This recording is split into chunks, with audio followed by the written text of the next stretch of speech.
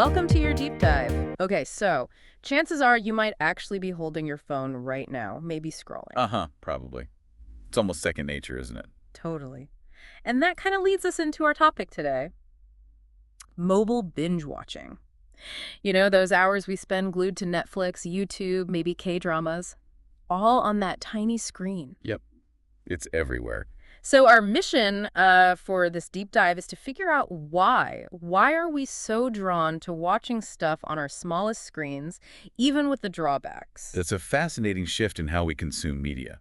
Really remarkable when you think about how common it's become. Exactly. And I think the biggest piece, probably the most obvious one, is just convenience, right? Oh, absolutely. Convenience is king here. You can watch anywhere, anytime, on the train, waiting in line. In bed.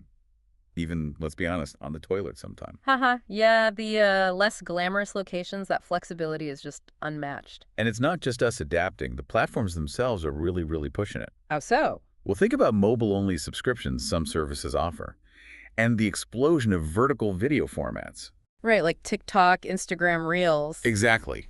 It all makes watching on your phone feel less like an alternative and more like the expected way, the default almost. Okay, that makes sense. But it can't be all positive, can it? This constant watching on a little screen. Definitely not. It's a double-edged sword for sure. So on the one hand, you've got that instant access, that privacy, like escaping awkward public moments by just diving into your phone. Your own little viewing bubble. But then there's the eye strain. I definitely feel that. Oh, yeah. And the constant worry about your battery dying right in the middle of something good. Ugh, the worst. And what about the content itself? Those huge, epic movie moments, you know? Sweeping landscapes, big fight scenes. Do they really land the same way on a 6-inch screen? Probably not. Yeah, you lose some of that that cinematic impact, I think. You absolutely do. And we haven't even really touched on the whole bed binging thing and how that messes with sleep. Oh, right. That's a big one, too. Poor sleep hygiene. Definitely a known connection there. Okay, so we know why we do it, convenience, and we know the pros and cons. But what are we actually watching? Think about your own habits. It's interesting. The source material we looked at mentioned that a huge chunk of people under 30, they watch entire series only on their phones. Entire series, wow.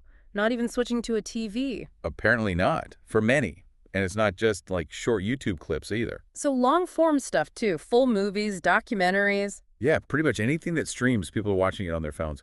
Short form, long form. If it's available, it's being watched on mobile. That's kind of wild. And it really doesn't feel like this is just a temporary fad, does it? No, I don't think so. All signs point to this being a lasting trend, and studios are noticing. They're adapting. Absolutely. We're seeing the rise of what you might call mobile-first content. Okay, what does that look like? Think micro-series, really short episodes, or content specifically shot vertically to fill the phone screen. So designed for the phone from the start. Exactly.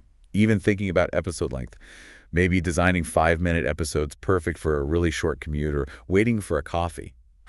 Tailored to those little gaps in our day. Precisely. It's about fitting the story into the way we actually use these devices. So wrapping things up, it makes you wonder, is this mobile binge watching just the future of entertainment? Is this how it's going to be? Or is it more of a consequence, a symptom of our super fast-paced lives where we grab entertainment whenever and however we can squeeze it in? That's a really good question, something for our listeners to think about maybe. How much are you watching on your phone? Yeah, what keeps you scrolling and tapping next episode on that small screen?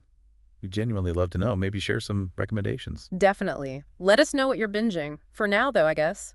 Keep swiping. Keep watching. And maybe give your neck and thumbs a break once in a while. Good advice. Thanks for listening to The Deep Dive. We'll see you next time for another deep dive into something fascinating. See you then.